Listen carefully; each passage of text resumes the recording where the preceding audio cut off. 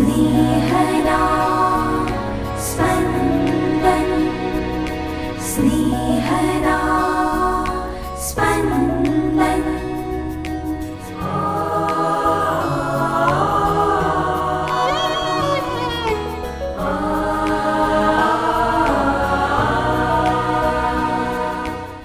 સામાન્ય કાળના 9મા અઠવાડિયાનો સોમવાર.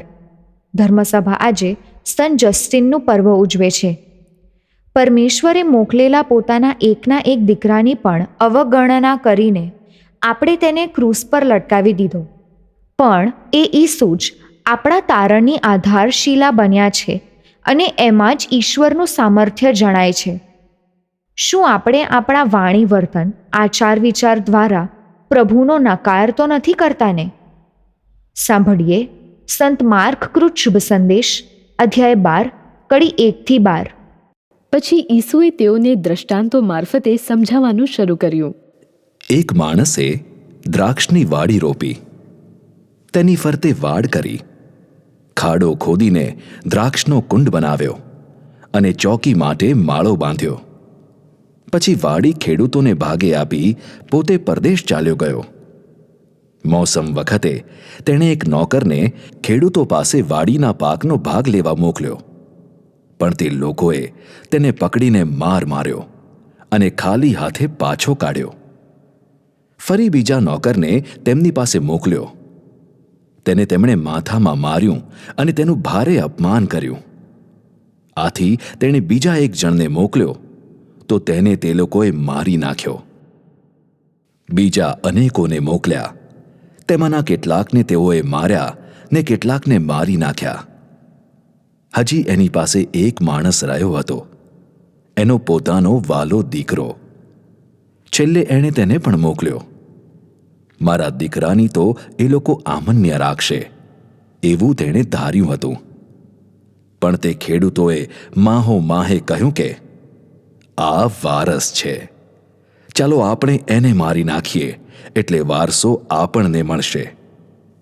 એટલે તેઓએ તેને પકડીને મારી નાખ્યો અને વાડીની બહાર ફેંકી દીધો. હવે વાડીનો માલિક શું કરશે? તે આવીને ખેડૂતોને મારી નાખશે અને વાડી બીજાઓને આપશે.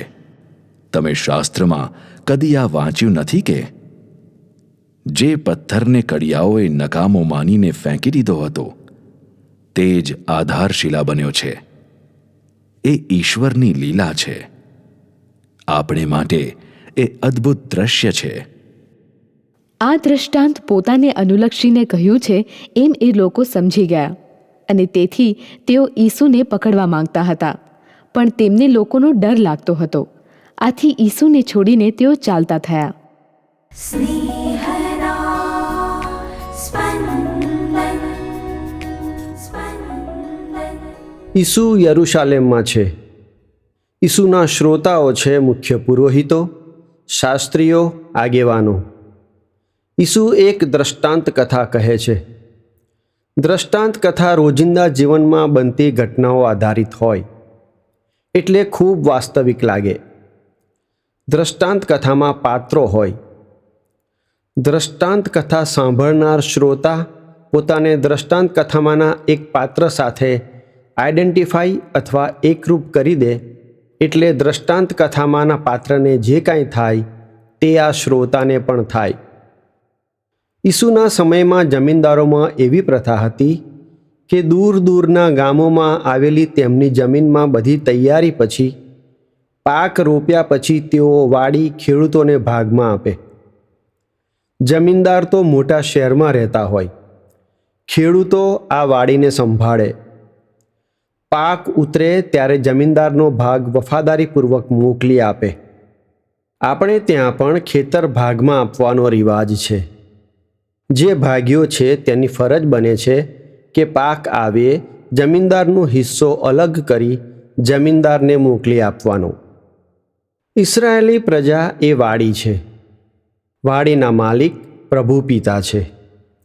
વાડી જે ખેડૂતોને ભાગમાં આપવામાં આવી છે તે ખેડૂતો, મુખ્ય પુરોહિતો, શાસ્ત્રીઓ, આગેવાનો છે. આ ખેડૂતોએ એ ભૂલવાનું નથી કે ઇસરાયેલી પ્રજા પ્રભુ પિતાની છે. એ પ્રજાને પોતાની તરફ કરવા પ્રભુ પૈગંબરોને મોકલે છે. જેમ ખેડૂતો જમીનદારના નોકરોને મારે છે, મારી નાખે છે, તેમ આ આગેવાનો પૈગંબરોના હાલ કરે છે. આખરે પ્રભુ પોતાના એકના એક પુત્ર ઈસુને મોકલે છે. ઈસુના આ યહૂદી આગેવાનો શા હાલ કરે છે તે આપણે જાણીએ છીએ. આપણ દરેકને પ્રભુએ એક લીલી વાડી સોંપી છે. લીલી વાડી એટલે આપણું કુટુંબ. આ કુટુંબના માલિક પ્રભુ જ છે. આપણે તો કુટુંબના રખેવાળ છીએ. પ્રભુ જ્યારે પણ પોતાનો હિસ્સો માગે ત્યારે આપણે એ હિસ્સો ઉદારતાથી ધરી દેવાનો. આપણું સંતાન પુરોહિત અથવા સાધ્વીબેન બનવાની ઈચ્છા વ્યક્ત કરે તો રાજી ખુશીથી તેમને પ્રભુને સોંપી દેવાના. આપણા સંતાન પોતાની કારકિર્દી માટે આપણાથી અલગ થાય તો હસ્તે મોઢે વિદાય કરવાના.